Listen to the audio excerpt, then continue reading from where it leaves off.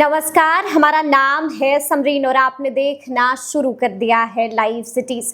देखिए, कहा जाता है कि जिसे भी चुनना जरूर, क्योंकि चुनने का सही समय यही है। आप बखूबी जानते हैं कि बिहार चुनावी मूड में आ चुका है और अपना बिहार चुनावी रंग में भी रंग चुका है और लगातार आपको लाइव सिटीज अलग अलग विधानसभा सीटों का हाल बता रही है। लगातार हम आपको बता रहे हैं कि कहां से क्या कुछ खबरें निकल के आ रही हैं और कहां पर कौन आगे चल रहा है और कौन पिछड़ता हुआ नजर आ रहा है, इसका भी पूरा का पूरा ब्यौरा हम आपको देते आते हैं। तो देखिए, एक बार फिर से हम इस वीडियो में आपको कई सारी महत्वपूर्ण जानकारियां देने जा रहे हैं। तो इस वीडियो में हम आपको बताएंगे 5 विधानसभा सीटों का हाल। तो देखिए, पहली विधानसभा सीट उजियारपुर की सीट है, दूसरी मनेर की सीट है, तीसरी दरभंगा की सीट है, चौथी अलीनगर की सीट है और 5वीं सीट होगी बहादुरपुर की सीट। तो आइए फिर बिना देरी के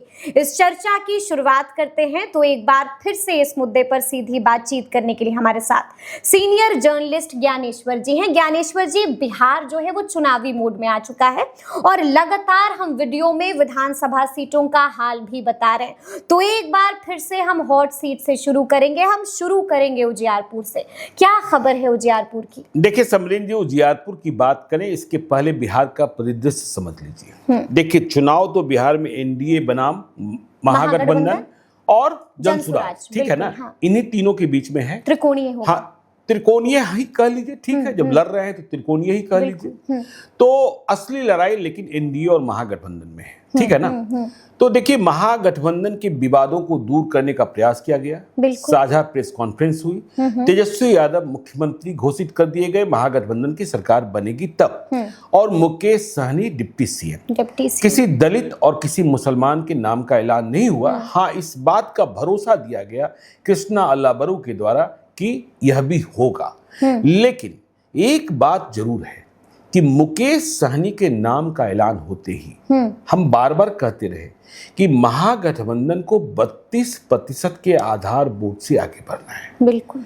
और यह मुकेश सहनी ही बढ़ा सकते हैं।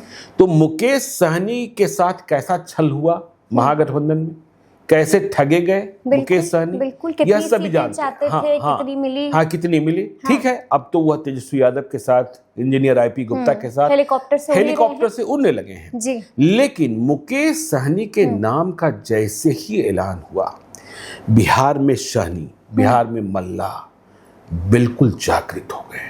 अच्छा, जागृत हो गए, गोल बंद हो गए।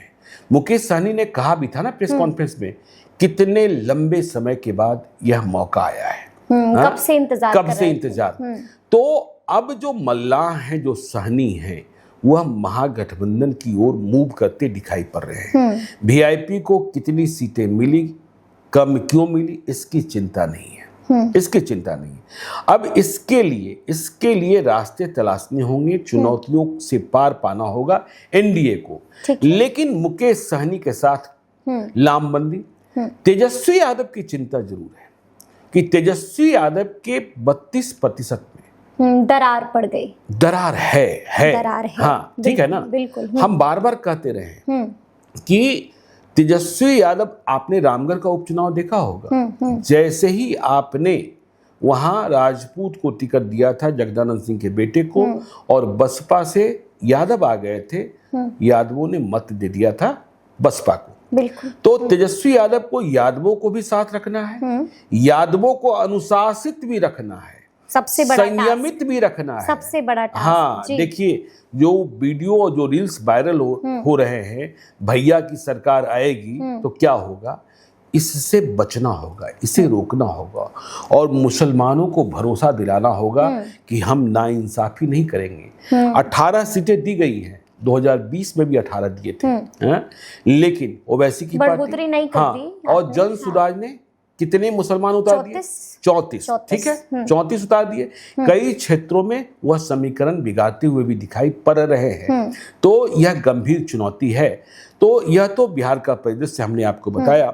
अब देखिए, आपने उजियारपुर की बात करी। बिल्कुल। समस्तीपुर में उजियारपुर विधानसभा क्षेत्र, वहां 2 बड़े लोग हैं, लोकसभा में नित्यानंद राय का उजियारपुर। हाँ, उजियारपुर, ठीक है। हाँ, बिल्कुल बिल्कुल। और लोकसभा में जो आलोक मेहता हार जाते हैं वह विधानसभा में चुनाव जीत जाते हैं। बिल्कुल। तो एनडीए में महत्वपूर्ण है नित्यानंद राय और महागठबंधन में महत्वपूर्ण है आलोक मेहता। दोनों का कद बड़ा है। हाँ, बड़ा है। एक सीधे अमित शाह के साथ और दूसरे सीधे तेजस्वी यादव और लालू यादव के साथ। अब देखिए 2025 में, अब देखिए वहां आलोक मेहता जीते हुए, हमने कहा ही लोकसभा में जीतते हैं नित्यानंद राय और विधानसभा में जीत जाते हैं आलोक मेहता। तो यह सीट एनडीए से भारतीय जनता पार्टी लड़ना चाहती थी। अच्छा, और नित्यानंद राय अपने ही लोकसभा क्षेत्र की सबसे प्रमुख सीट को क्यों न लड़े। लेकिन नित्यानंद राय सूत्रधार थे, नित्यानंद राय ब्रिज थे कि महागठबंधन ठीक से तैयार, माफ कीजिएगा, एनडीए ठीक से तैयार हो जाए। बिल्कुल। तो मन चाहे भारी हो, मन चाहे हल्का हो, उजियारपुर की सीट देनी पड़ी आरएलएम को, उपेंद्र कुशवाहा को। उपेंद्र कुशवाहा ने प्रशांत कुमार पंकज को किए गए वायदे को पूरा कर दिया, उन्हें उजियारपुर लड़ने को भेज दिया। ठीक है। अब प्रशांत कुमार पंकज कितना लड़ पाते हैं, 2020 में भी लड़े थे, यह देखने की बात होगी। क्योंकि जो अभी ग्राउंड जीरो की रिपोर्ट है, प्रशांत कुमार पंकज बहुत बेहतर करते हुए दिखाई नहीं पड़ रहे हैं।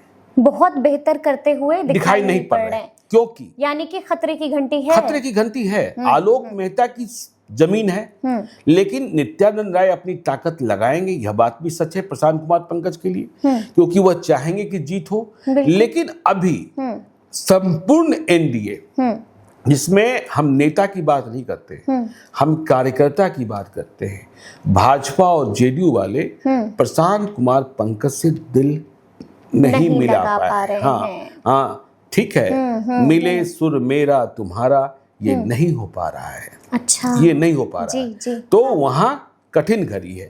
और देखिए बगावत भी है। बगावत भी हो गई। बगावत भी है। किसने कर दी बगावत? देखिए उपेंद्र कुशवाहा, भाजपा नाम उपेंद्र कुशवाहा है। अच्छा। भाजपा के पूर्व जिलाध्यक्ष जी वह मैदान में आ गए हैं। किसको नुकसान पहुंचाएंगे? हाँ, यदि आप यह सोच रही हैं कि आलोक मेहता को नुकसान पहुंचाएंगे, कुशवाहा नहीं भाई, भाजपा के हैं। और भाई खुन्नस उधर से है। आलोक मेहता और प्रशांत कुमार पंकज की जाति भी तो मिलती जुलती है ना। तो नुकसान किसको पहुंचाएंगे? तो ये खुन्नस भी है। और देखिए दुर्गा प्रसाद सिंह कहते हैं, असली नाम है। यह 2010 के चुनाव में आरजेडी से विधायक बने थे, बाद में बीजेपी में चले गए थे। यह इस बार जनसुराज के उम्मीदवार है। जनसुराज के उम्मीदवार है। अच्छा। तो उजियारपुर में किसका खेल बनेगा, किसका खेल बिगड़ेगा, हाँ। यह देखने की बात होगी। और प्रशांत कुमार पंकज को आलोक मेहता को चुनौती देने के लिए अपनी चाल को थोड़ी तेज करने की जरूरत है। तो ये स्थिति है, नहीं तो फिर खतरा बिल्कुल ये स्थिति है उजियारपुर की। तो चलिए अब हम बिना देरी के अगली सीट की जिक्र कर लेते हैं। और अगली सीट जिसकी हम चर्चा करेंगे वो है मनेर की सीट। क्या कह रहा है इस बार मनेर? नहीं, देखिए मनेर तो आरजेडी की परंपरागत सीट है। भाई वीरेंद्र, हाँ भाई वीरेंद्र, उस गढ़ को तोड़ना बहुत ही मुश्किल होता है। और भाई वीरेंद्र फिर से उम्मीदवार हैं। बिल्कुल।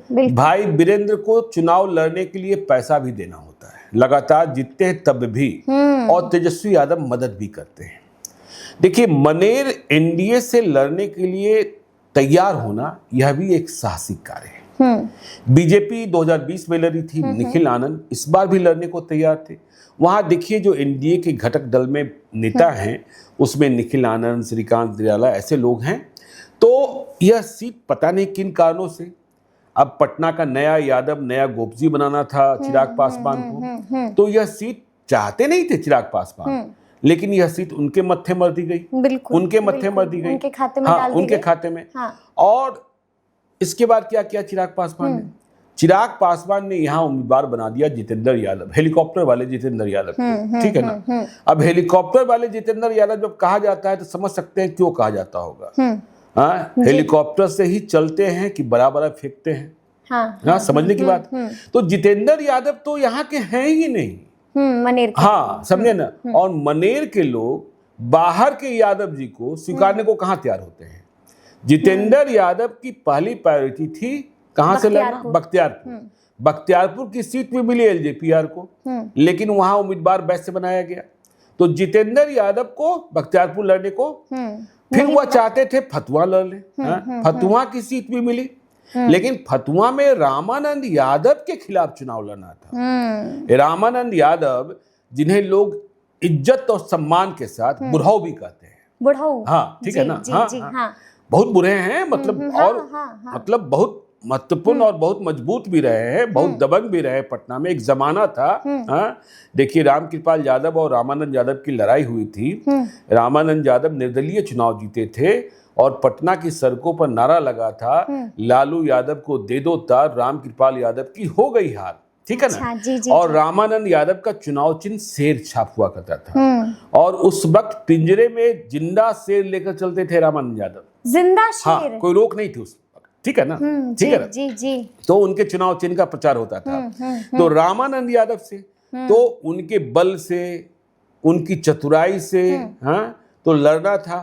तो इसलिए चिराग पासवान ने वहां उम्मीदवार बनाया टुनटुन गोप की पत्नी रूपा कुमारी। बिल्कुल, हाँ, तो टुनटुन गोप हर तरीके से और तैयार है, हाँ हाँ, और हर हाँ हाँ हाँ, आप साजिश कीजिएगा तो उस साजिश को तोड़ना भी जानते हैं। तो मजबूत लड़ाई हो गई, मजबूत लड़ाई हो गई। और एनडीए ने भी इस बात को समझा कि वहां हम राजपूत को लड़ाते आए हैं, 2015 में भी लड़ाए, 2020 में भी लड़ाए, जीत नहीं मिली, तो हम इस बार यादव को ही लड़ाते हैं और मजबूत यादव को लड़ाते हैं। हाँ, तो मनेर में आ गए जितेंद्र यादव जी।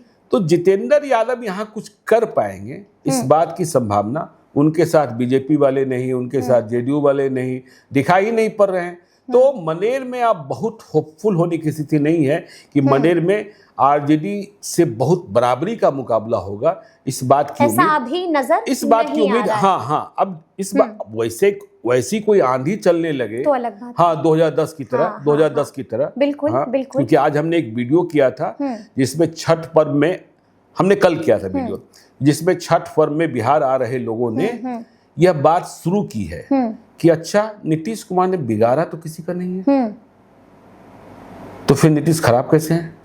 नीतीश कुमार ने अपने लिए कुछ बनाया तो नहीं है, बाकी लोग तो बनाते रहे हैं।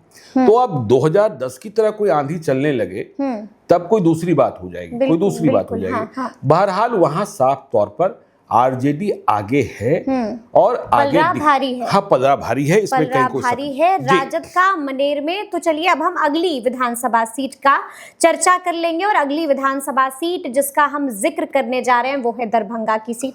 दरभंगा का माहौल क्या लग रहा है? मिथिला की राजधानी दरभंगा, ठीक है ना जी, जहाँ की मिठास मिस्री जैसी, जुबान मिस्री जैसी, ठीक है ना। तो देखिए वहां संजय सरावगी है, बिहार सरकार के मंत्री। बिल्कुल बिल्कुल, हाँ। और संजय सरावगी इतने कॉन्फिडेंट हो गए हैं सामने से आए उम्मीदवार को देखकर कि अब वह दूसरे क्षेत्रों में चुनाव प्रचार के लिए निकल गए हैं।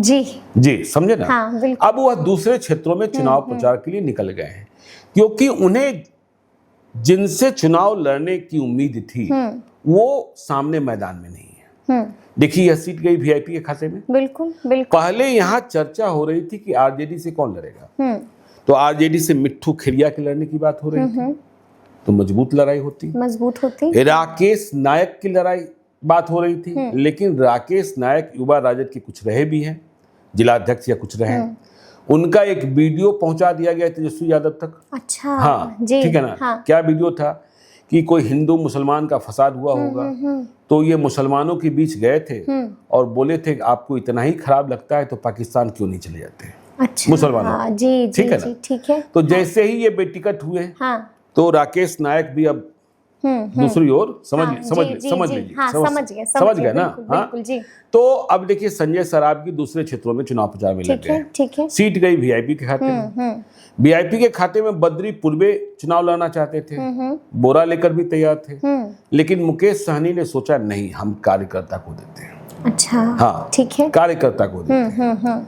और दरभंगा में भाई इतने सहनी है, कार्यकर्ता को, दरभंगा जिले की बात हम कर रहे हैं, स्वयं के मतलब उनके भाई भी तो गौरव बराम से लड़ रहे हैं, संतोष सैनी जी। तो बोरा को छोड़ दिया गया और कार्यकर्ता को टिकट दिया गया उमेश सहनी को। ठीक है, उमेश सहनी को वीआईपी के स्थापना काल से साथ में है। तो उमेश सहनी, हमने कहा ही ना कि देखिए जितने सहनी वोटर हैं वह बिल्कुल गोलबंद है, गोलबंद है। अब यहाँ तेजस्वी यादव की परीक्षा होनी है। अच्छा। हाँ, कि तेजस्वी यादव उमेश सहनी को यादव मुसलमान का वोट दिला पाते हैं, ट्रांसफर करा पाते हैं अपना वोट की नहीं? हाँ, नहीं करा पाते हैं। बिल्कुल। यह परीक्षा गौरव बराम में भी होगी, जब गौरव बराम की हम लोग चर्चा करेंगे। जन सुराज से देखिए आर.के. मिश्रा है, रिटायर्ड डीजी लेवल के पदाधिकारी, दरभंगा में एसपी भी रहे, डीआईजी भी रहे। प्रशांत किशोर की बड़ी उम्मीदें हैं आर.के. मिश्रा से।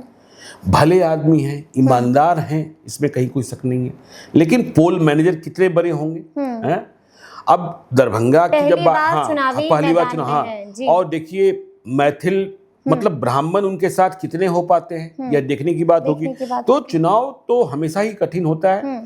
तो यहाँ आप देखिए संजय सरावगी के बारे में हमने कह दिया कि वह अब दूसरे क्षेत्रों में चुनाव प्रचार के लिए यानी कि कॉन्फिडेंट हो गए हैं दरभंगा को लेकर के और अपनी जीत को लेकर के। बिल्कुल। तो चलिए अब अगली विधानसभा सीट की चर्चा कर लेते हैं। तो अगली विधानसभा सीट जिसका हम जिक्र करने जा रहे हैं वो है अलीनगर की सीट। और अलीनगर इस बार मैथिली ठाकुर के रंग में रंगेगा कि नहीं रंगेगा? देखिए कई वीडियोस वायरल हो गए उनके, कई वीडियोस वायरल हो गए, मखाना वाला, हाँ, पाग मखाना सब कुछ हो गया, ठीक है ना। बिल्कुल। देखिए मैथिली ठाकुर कहाँ से आ गई अलीनगर में, यह भी चौंकाने वाली बात है। Parachute landing? नहीं, पैराशूट लैंडिंग। और देखिए किस उम्र में, अभी मैथिली ठाकुर की उम्र क्या हुई है? जिस वक्त सचिन तेंदुलकर को भारत रत्न का अवार्ड दिया गया था, तब सचिन तेंदुलकर की उम्र सिर्फ 40 साल थी। लोगों ने कहा था अभी देने की क्या जरूरत है। हाँ। मैथिली ठाकुर को अभी जहां पहुंचना था, उसके पहले ही उन्हें राजनीति में घसीट दिया गया उनके पिताजी के द्वारा, ठीक है ना। और अब देखिए वह मैथिली ठाकुर जो इंटरव्यू के लिए भी फीस लेती थी, जो अपने क्षेत्र में बुलाने पर भी नहीं जाती थी, अब हर घर दरवाजे पर जाकर आशीर्वाद लेना पड़ रहा है। और हर कोई कह रहा है 2 लाइन सुना दीजिए, 2 लाइन सुना दीजिए। हाँ, बिल्कुल। तो अलीनगर में स्थिति क्या थी? देखिए दरभंगा जिले में भाजपा के 3 नेताओं का टिकट कंफर्म माना जाता था कि ये 3 को टिकट मिलेगा ही मिलेगा। दरभंगा से संजय सरावगी मिल गया, जाले से जीवेश मिश्रा मिल गया, और अलीनगर से संजय सिंह उर्फ पप्पू सिंह। अच्छा, ठीक है ना। इन तीनों का टिकट कंफर्म माना था। संजय सिंह उर्फ पप्पू सिंह जब अलीनगर से अब्दुल बारी सिद्दीकी थे तो उनके निजी सचिव भी हुआ करते थे। अच्छी ठेकेदारी की, अच्छा माल कमाया, अच्छा खर्च किया, ठीक है ना। तो कोई मानता ही नहीं था कि इन्हें टिकट नहीं मिल रहा है। भाजपा के किसी कार्यक्रम में 2000 लोगों की जरूरत है, संजय सिंह उर्फ पप्पू सिंह। इसके लिए संसाधन की जरूरत है। पैरवीकार चाहे सम्राट चौधरी हो, चाहे नित्यानंद राय हो, सबके सब पैरवीकार थे संजय सिंह उर्फ पप्पू सिंह को। लेकिन ऊपर से आ गई मैथिली ठाकुर, और मैथिली ठाकुर आई तो संजय सिंह उर्फ पप्पू सिंह नाराज हो गए। लेकिन ऑपरेशन अमित शाह कि नामांकन के पहले ही पटना के मौर्य होटल में कॉलिंग हो गई संजय सिंह उर्फ पप्पू सिंह की, ठीक है। और आदेश हो गया कि आपको मैथिली ठाकुर के नामांकन में जाना है, जिताना है। हाँ, और सिर्फ संजय सिंह उर्फ पप्पू सिंह को ही नहीं, मैथिली ठाकुर का नामांकन कराने नित्यानंद राय भी गए जी। समझ गए? बिल्कुल, हाँ। समझ गए। तो मैथिली ठाकुर, अब देखिए संजय सिंह उर्फ पप्पू सिंह को आगे का क्या भरोसा दिया गया मुझे नहीं पता। अब उन्हें ही चुनाव प्रभारी बना दिया गया, ठीक है ना। और सामने से आए हैं देखिए मैथिली ठाकुर के विनोद मिश्रा। तो विनोद मिश्रा अब रोग आ रहे हैं और मैथिली में मैं नहीं कह पाऊंगा, ठीक है। विनोद मिश्रा पिछली बार अच्छा चुनाव लड़े थे कि वह कह रहे हैं हे मैथिली ठाकुर, हे मैथिली हमर हत्या ना करो। अच्छा, हमर हत्या ना करो, हे मैथिली हमर हत्या, बहुत भावनात्मक अपील कर रहे हैं। हमर जिंदगी के अंतिम चुनाव है, हमर जिंदगी के अंतिम चुनाव है, हमर हत्या ना करो। हाँ, हे मैथिली हमर हत्या ना करो जी। तो मैथिली ठाकुर वायरल हो रही हैं, मैथिली ठाकुर के खिलाफ, मैथिली ठाकुर के पक्ष में। और मुझे लगता है कि गिरते दुरकते मैथिली ठाकुर आगे बढ़ ही जाएंगे। गिरते लुढ़कते मैथिली ठाकुर आगे बढ़ ही जाएंगे। बढ़ ही जाएंगे। जी, जी। तो चलिए बिना देरी के अंतिम विधानसभा सीट की चर्चा कर लेते हैं। और अंतिम विधानसभा सीट जिसकी हम चर्चा करेंगे वो है बहादुरपुर की सीट। क्या खबर है बहादुरपुर? देखिए, बहादुरपुर में मदन सहनी है। कौन बहादुर है? देखिए, बहादुर कौन है? बहादुरपुर में मदन सहनी को परेशानी 2020 में भी हुई थी। बिल्कुल, ठीक है ना। 2015 में तो यह गौरव राम, 2020 में चूंकि वीआईपी एनडीए में था तो स्वर्णा सिंह को मिल गया था। गौरव राम मुकेश सहनी का जो अपना क्षेत्र है। बिल्कुल। तो बहादुरपुर 2020 का चुनाव मदन सहनी बहुत मुश्किल से जीते थे। अच्छा। और काउंटिंग सेंटर पर तब तक नहीं गए थे जब तक यह कंफर्म न हो गए कि हाँ हम जीत रहे हैं, सर्टिफिकेट हमको मिल जाएगा। अच्छा, ठीक है ना जी। हाँ, 2200 मतों का ही अंतर था। और जो ग्राउंड जीरो की रिपोर्ट है, मदन सहनी चुनाव नहीं जीते थे। जो उनके खिलाफ लड़ रहे थे आरके चौधरी, वह चुनाव हार गए थे।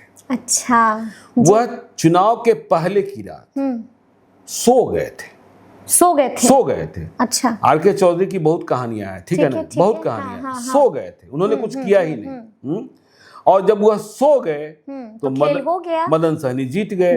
हाँ। जहां खरीद बिक्री होनी थी, जिन वोटों की खरीद बिक्री होनी थी वो हो गई। हाँ, बिल्कुल, बिल्कुल, हाँ। और इसलिए 2025 का चुनाव कठिन हो गया कि देखिए 2020 में भोला यादव जो लालू यादव के हनुमान है, जिनके पास सिंबल रहता है, तेजस्वी यादव कहेंगे तो सिंबल देंगे वो। हाँ। तो उन्होंने क्या किया था, उन्होंने एक प्रयोग किया था कि 2015 में बहादुरपुर से ही भोला यादव जीते थे। 2020 में उन्हें क्या बात समझ में आई कि उन्हें यह लगा कि नहीं, 2015 में बहादुरपुर से ही जीते थे। ठीक है, ठीक कर रहा था। 2020 में वो चले गए हायाघाट और उन्होंने हायाघाट लड़ने वाले आरके चौधरी को भेज दिया यहाँ बहादुरपुर। हाँ। दोनों ही चुनाव हार गए। बिल्कुल, हाँ। तो अब इस गलती का परिमार्जन, शुद्धिकरण भोला यादव ने कर लिया है। भोला यादव, हाँ, भोला यादव आ गए हैं बहादुरपुर। हाँ, ठीक है ना। तो अब लड़ाई हो रही है भोला यादव बनाम मदन सहनी। अब देखिए यहाँ जनसुराज पार्टी के जो प्रत्याशी हैं वह हैं फातमी साहब के भतीजे। हाँ, ठीक है ना, फातमी साहब के भतीजे। हाँ। तो यहाँ क्या खेल होगा, नहीं खेल होगा, ये मुसलमान भोला यादव के साथ रहेंगे, नहीं रहेंगे। हाँ, ठीक है ना। मदन सहनी की उम्मीदें होंगी, ठीक है ना, मदन सहनी की उम्मीदें होंगी कि कुछ अच्छा खेलें, कुछ बैटिंग करें, ठीक है ना। हाँ, तो लेकिन टक्कर मजेदार मिल रही है। लालू के हनुमान हैं। बिल्कुल। और मदन सहनी को देखिए, मदन सहनी की शुरुआत कैसे हुई थी राजनीति में? ये दवा दुकान वाले थे। अच्छा। हाँ जी, ये दवा दुकान वाले थे। हाँ, ठीक है, दवा दे देते हैं। दवा दुकान वाले थे। और संजय झा की फैक्ट्री के हैं, संजय झा की पाठशाला के हैं। संजय झा की पाठशाला के एक और विद्यार्थी इस बार चुनाव लड़ रहे हैं दरभंगा में, उनकी चर्चा भी कभी करेंगे, लेकिन अभी के लिए नहीं। फिलहाल के लिए इतना ही। तो हमने आपको बताया है कि कहां से क्या कुछ खबरें निकल के आ रही हैं और कौन आगे चल रहा है, ये भी हम लोगों ने आपको तफसील के साथ बताया है। तो फिर ये पूरी बातचीत, पूरी चर्चा आपको कैसी लगी है, कमेंट करके हमें ज़रूर बताइएगा। तो ऐसे तमाम अपडेट्स के लिए बिल्कुल ऐसे ही हमारे साथ बने रहिएगा और देखते रहिएगा लाइव सिटीज़। बहुत शुक्रिया।